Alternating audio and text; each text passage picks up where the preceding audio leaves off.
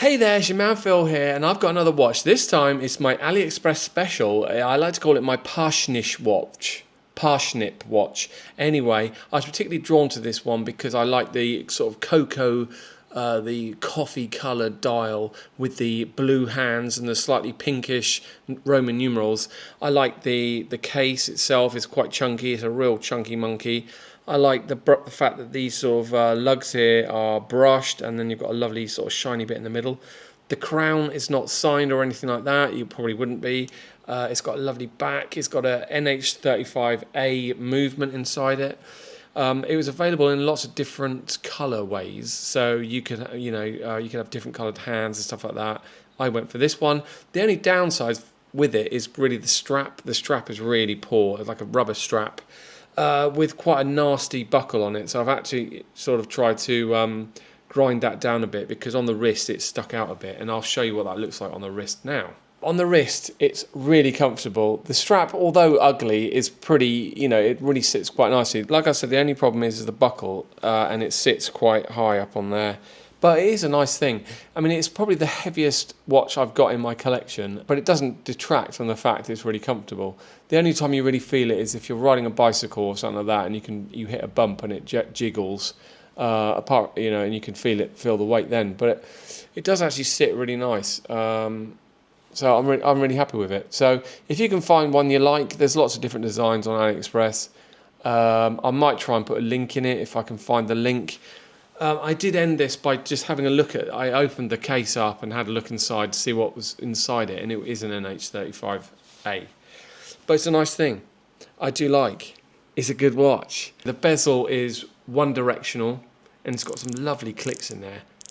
Really nice. Feels really solid. The bezel itself is sort of nurdled. Is that the word? Nurdled?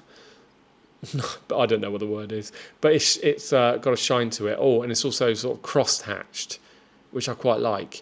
So I like the cross-hatching there, rather than just it going straight. It goes zigzag, or cross-hatch is the official word for that. I like it a lot.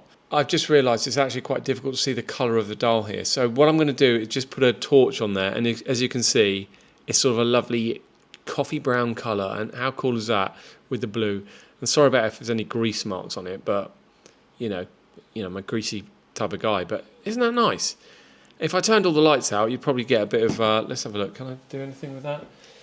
You can see there's a bit of, obviously I've got the light from the camera on there, but you can see the pip is, on the bezel, has got a little bit of luminescent on there as well, but it is quite a nice thing. I do like it.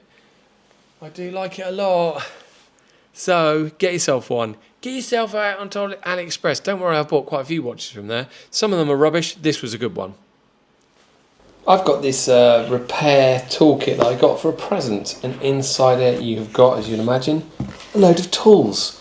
They're not very good. They're all made in China. I quite like these little tweezers. They're quite nice. I'm not sure what you'd use the little hammer for, but maybe I'll find out later. This is quite handy for taking off case backs. Generally, it's okay. There's a few little pointy things. I've actually bought some other ones as well. But anyway, that's enough of that.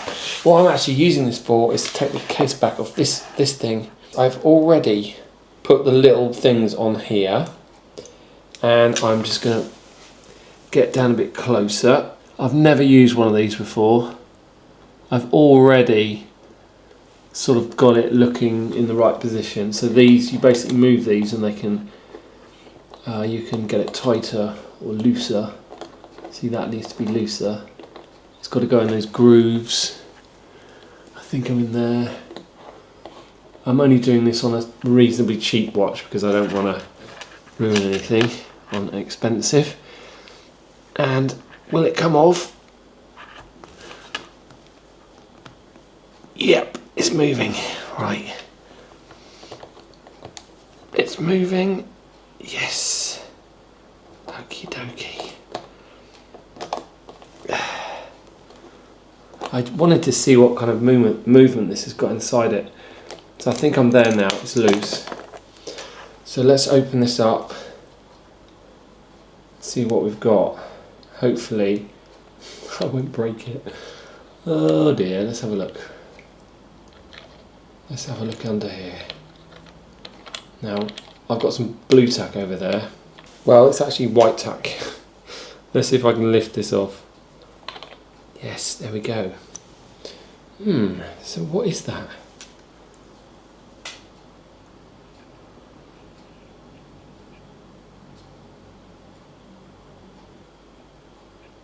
I don't know.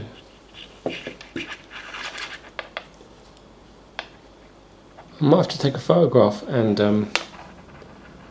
give it a proper look. But anyway, it's an automatic movement. I thought it was a Seiko, but I don't know. Maybe it's a knockoff. NH35, is it? I can't remember what they're called. But anyway, I got the back off. There's nothing very exciting in there. Oh, it actually might have been rubbing a bit. I don't know. Is that rubbing? No, it's just tooling, I think. Probably best not do that. Anyway, there's the case back. It's quite nicely turned. Has it got a? Oh, it has got a little seal on there. I don't want to spend too much time dicking around with this. I'm going to put this straight back on. But I'm going to take a photograph of that and see if I can see what it says.